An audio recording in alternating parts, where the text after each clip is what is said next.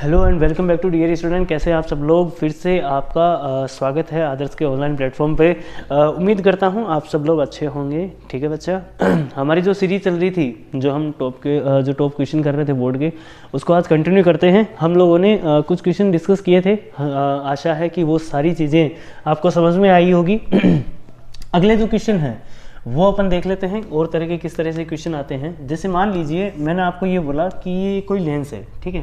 ये हमारे पास दो तरह के लेंस है। आप देख के ये पहचान पा रहे होंगे कि ये जो लेंस है इसको अपन नाम दे रहे हैं। कौन सा लेंस है ये अपना अभिदृश्यक लेंस है। ये कौन सा लेंस है? ये अपने पास अभिदृश्यक लेंस दे रखा है। और ये अपने पास जो है वो अपने पास नेत्रिका लेंस है। ये कौन सा लेंस है? नेत्रिका लेंस है। यहाँ से जो आपका ऑब्जेक्ट है वो 9 mm की डिस्टेंस पे बैठा है, ठीक है।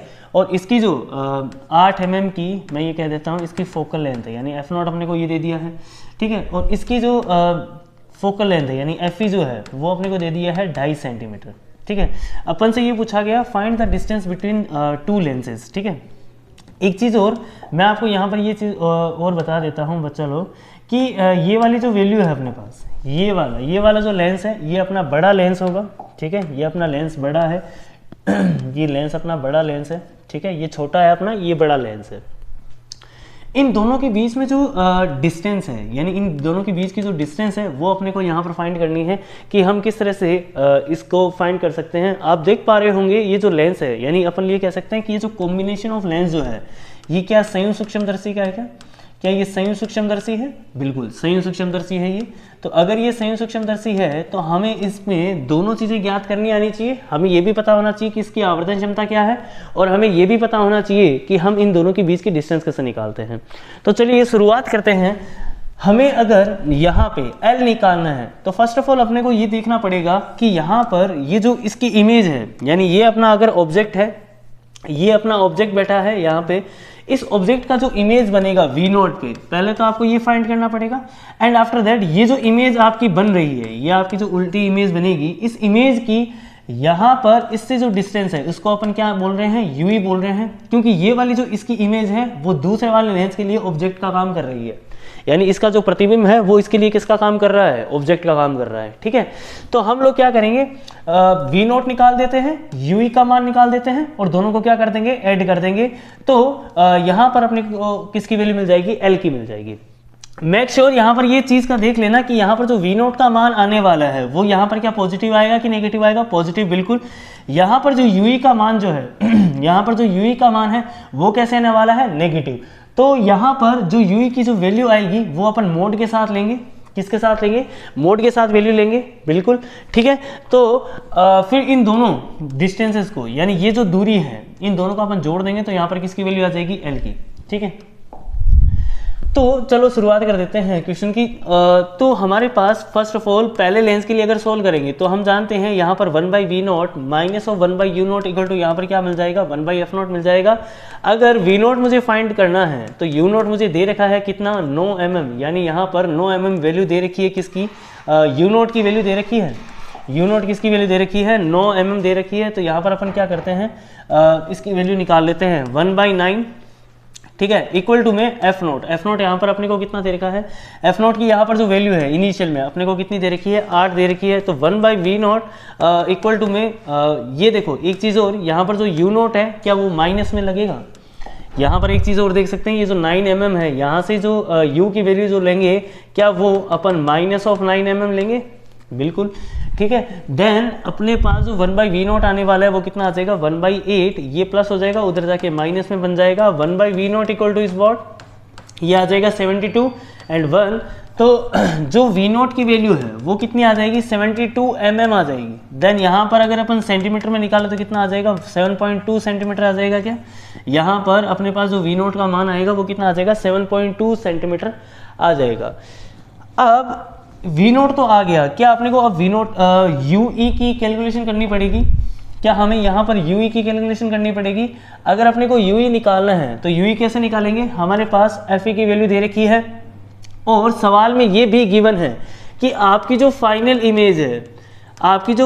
इमेज है वो 25 सेंटीमीटर पे बनने वाली है। जहाँ तक आप स्पष्ट देख सकते हो इस चीज़ को, जहाँ तक आप स्पष्ट देख सकते हो वहाँ तक आपको आपकी फाइनल इमेज मिलने वाली है। ठीक है, तो आपकी जो फाइनल इमेज है वो 25 सेंटीमीटर पे बनेगी। देन आपको ये बताना है कि इन दोनों के बीच की डिस्टेंस क्या है।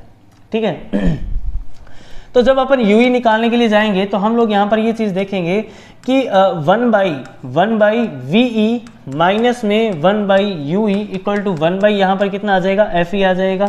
1/एफ देखो, जो वी की वैल्यू जो है, वी क्या अपना यहाँ पर बनने वाला है, इस इमेज का, इसके लिए क्या ये ऑब्जेक्ट का काम कर रहा है, तो इस ऑब्जेक्ट का जो इमेज बनेगा क्या वो 25 सेंटीमीटर यहाँ पीछे बनेगा क्या? ये अपन लोगों ने डेरिवेशन में देख रखा है कि इस वाले लेंस का जो इमेज बनेगा क्या वो 25 सेंटीमीटर यहाँ पर बनने वाला है, बिल्कुल यहाँ पर बनेगा। तो हम लोग यहाँ पर देख लेंगे कि जो वी की जो वैल्यू है क्या वो इस साइड आ रही है और जो आपकी जो इंसिडेंट रे है वो इधर है। तो हम क्या इस v की वैल्यू नेगेटिव में लेके चलेंगे, बिल्कुल नेगेटिव में लेके चलेंगे। तो यहाँ पर जो v की वैल्यू है वो मैंने लिख लिया -25 माइनस ऑफ यूई, जो कि मुझे निकालना है। एफ का मान मुझे कितना दे रखा है, 2.5 सेंटीमीटर दे रखा है, तो यहाँ पर मैं 2.5 सेंटीमीटर लिख देता हूँ। तो यहाँ मेरे पास जो यूई का मान आएगा वो कितना आ जाएगा, minus of UE equal to में 1/2। ठीक है, और ये प्लस का ही रहेगा क्योंकि f दोनों के लिए, जो f0 है और जो fe है, दोनों के लिए जो f की वैल्यू है वो पॉजिटिव रहेगी क्योंकि ये कैसा लेंस है, ये अपने पास यहाँ पर कॉन्वेक्स लेंस है। ठीक है, तो ये 1/2 आ गया। ठीक है, और प्लस ऑफ यहाँ पर कितना हो जाएगा 25। ठीक है, तो minus of 1/ui equal two is what, यहाँ पर अपन ले सकते हैं इसको 10 बोल दें और ये कितना आ जाएगा 25 आ जाएगा। तो यहाँ पर आ गया 11/25। तो ui की जो वैल्यू है वो आ जाएगी 25/11 और वो भी माइनस के साथ। अब देखो ui का मान तो आ गया अपने पास, ui का मान तो आ गया। अब ये जो ui आया वो कैसा आया, नेगेटिव में आया है। v0 अपने पास आ गया, ui अपने पास आ गया, दोनों को एडअप करना है। लेकिन दोनों की वैल्यू कैसी आई है, एक की वैल्यू तो पॉजिटिव है ही, लेकिन ui की वैल्यू कैसी आई है, नेगेटिव आई है। तो हम लोग ये जो ui का मान आया नेगेटिव के साथ, हम इसको क्या कर लेंगे, मोड के साथ लेंगे। तो अगर इसका मोड कर देंगे 25/11 का, तो यहाँ पर मोड के साथ आंसर कितना आ जाएगा 25/11 सेंटीमीटर। ठीक है, तो ये मान आ गया। तो अब जो लेंथ है अपनी, वो लेंथ का फॉर्मूला क्या बन जाएगा, जो अपनी जो लेंथ आई है वो कितनी आ जाएगी, लेंथ आ जाएगा अपना v0 plus mod of ui। जो लेंथ है वो अपने पास कितनी आ जाएगी, v0 plus mod of ui। v0 का मान कितना है, v0 का मान अभी अपन ने पीछे निकाला था, v0 का मान अभी पीछे निकाला था, ये रहा 7.2 सेंटीमीटर, 7.2 सेंटीमीटर। तो यहाँ पर लिख दो 7.2 सेंटीमीटर प्लस ये कितना है 25/11। देन अपने पास जो वैल्यू आएगी वो कितनी आ जाएगी 72/10, 25/11। एंड देन ये अपने पास जो आंसर है, क्या आप इसको सोल्व कर सकते हो एलसीएम लेके, बिल्कुल ये अपना आंसर आ जाएगा। क्या अपने को प्रोसीजर समझ में आया क्या, बिल्कुल कैसे करना था अपने को, हमें कुछ नहीं करना, अपने को पहले ये देखना होता है कि इस वाले ऑब्जेक्ट के लिए जो आपकी इमेज बनी है वो सेकंड वाले के लिए किसका काम करेगा, ऑब्जेक्ट का काम करेगा। देन अपने पास यूई और v0 का मान निकालना है, और ध्यान रहे जो यूई की वैल्यू जो नेगेटिव आती है उसको नेगेटिव नहीं लेना है, उसको मोड के साथ लिखना है। देन अपने पास जो डिस्टेंस आएगी वो आ जाएगी v0 plus mod of UE. Okay, then अपने को अगर आवर्धन क्षमता भी निकालनी हो, अगर अपने को आवर्धन क्षमता भी निकालनी हो तो आप कैसे निकाल सकते हो। अगर मान लो मुझे आवर्धन क्षमता निकालनी है तो कैसे निकालेंगे, हम लोग जानते हैं -v0/u0, ठीक है, और 1 प्लस डी अपॉन में क्या लगा देंगे fe। ठीक है, तो आप चाहो तो यहाँ पर वैल्यू रख दो v0 की, v0 की मान कितना दे रखा है, v0 का अभी निकाला था, पूरा कितना है 2.5 दे रखा है 7.5। ठीक है, 7.2 था, 7.5 था, 7 अपने पास 2 था, है ना, 7.2। तो यहाँ पर रख दो फटाफट 7.2।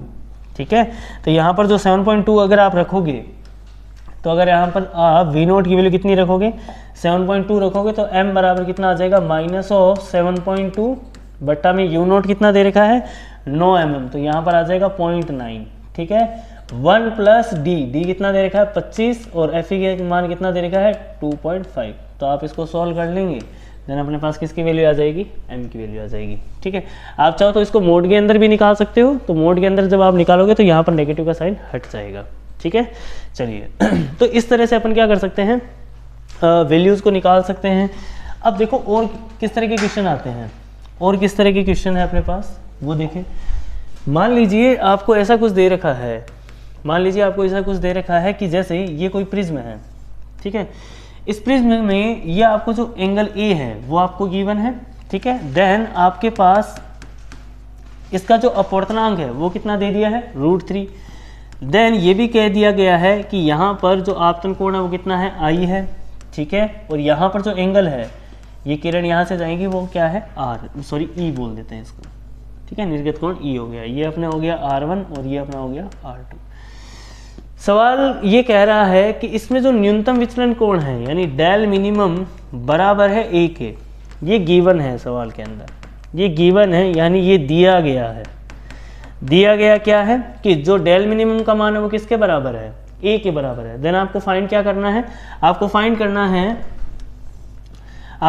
करना है इस ए का मान, ठीक है, आपको ए का मान फाइंड करना है। ये भी अच्छा क्वेश्चन है। देखो इस तरह के पैटर्न के क्वेश्चन को कैसे करते हैं, अगर अपने को यहाँ पर प्रिज्म कोण निकालना है और गिवन क्या है सवाल के अंदर कि डेल मिनिमम बराबर क्या है, ए है, ठीक है, तो किस तरह से फाइंड करेंगे। तो हम लोग ये जानते हैं कि जो डेल मिनिमम होता है, यानी जो डेल मिनिमम की अगर अपन वैल्यू निकालें यहाँ पे तो कैसे निकालेंगे, डेल मिनिमम का एक रिलेशन अपने को आता था, क्या है, n बराबर में sine a plus del minimum by 2 upon में साइन a बाई 2। क्या ये फॉर्मूला अपने को याद है, बिल्कुल याद है। तो यहाँ पर देखो आपको अपवर्तनांक जो है, ये जो अपवर्तनांक है वो आपको गिवन है, कितना दे रखा है, √3, तो यहाँ पर √3 लिख दो। साइन a का मान तो a है ही, लेकिन सवाल ने ये भी कहा है कि ये जो डेल मिनिमम की जो वैल्यू है वो किसके इक्वेट है, a के इक्वेट है, तो यहाँ पर लिख दो a बाई 2 अपॉन में यहाँ कितना आ जाएगा, साइन a बाई 2। तो जैसे ही आप इसके अंदर वैल्यू रखोगे तो आपको क्या वैल्यू मिलेगी, वो आपको मिलेगी √3 साइन 2a बाई 2 अपॉन में यहाँ पर कितना आ जाएगा, साइन a बाई 2, ठीक है। तो यहाँ आ जाएगा √3 साइन, यहाँ आ जाएगा a बट्टा में कितना आ जाएगा, साइन a बाई 2।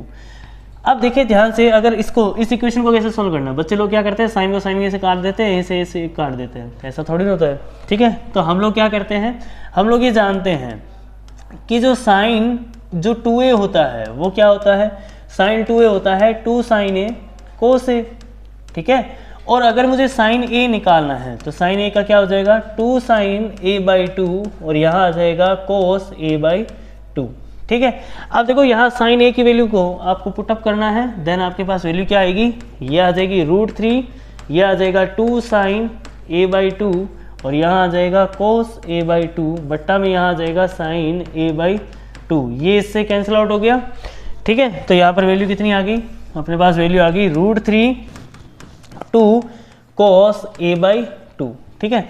तो इसको इसके अपॉन में डाल दो तो यहाँ पर वैल्यू कितनी आ जाएगी, ये आ जाएगा √3, ठीक है, बाई 2, यहाँ आ जाएगा cos a बाई 2, यहाँ अच्छा यहाँ पर cos इनवर्स अगर आप कर दोगे तो यहाँ आ जाएगा √3 बाई 2 इक्वल टू में a बाई 2, ठीक।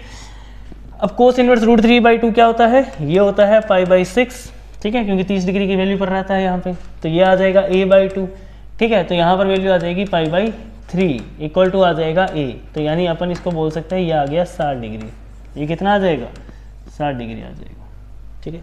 तो इस तरह के क्वेश्चन भी अपन लोग कर सकते हैं, ठीक है। और देखें अगले क्वेश्चन,